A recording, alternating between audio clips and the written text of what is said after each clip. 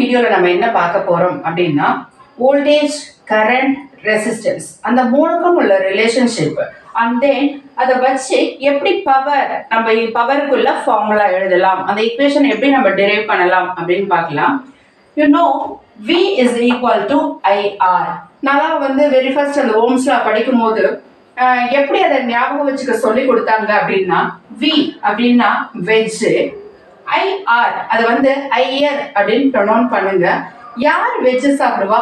Iyer veg சாப்பிடுவாங்க. உனக்கு எப்பெல்லாம் வோல்டேஜுக்குள்ள அந்த ஃபார்முலா மறக்குதோ அப்ப நீ என்ன பண்ணலாம் அப்படின்னா வெஜ் உன்னுடைய ஞாபகத்துக்கு எப்படி எழுதி வெஜ் யார் சாப்பிடுவா? IR அப்படிங்கறத அழைச்சின்னா V equal to IR அப்படின்னு வந்துடும். இப்படிதான் எனக்கு வெரி ஃபர்ஸ்ட் சொல்லி கொடுத்தது. பிகாஸ் இந்த V equal to IR that is a basic formula. இதுல நம்ம என்ன எழுதலாம்? I is equal to V by R and then R is equal to V by I. இது எல்லாமே உங்களுக்கு பேசிக் தெரியும். Then we know power is equal to V into I. ஓகேவா?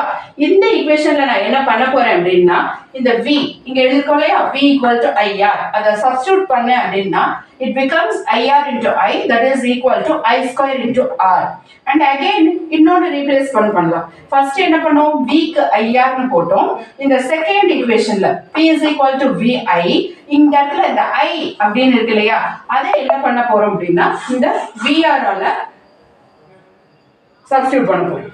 So V into V by R it becomes V square by R. அப்போ power அப்படிங்கறது நம்ம என்ன எழுதலாம்? That is equal to VI and also that is equal to I square R and also that is equal to V square by R. Thank you friends.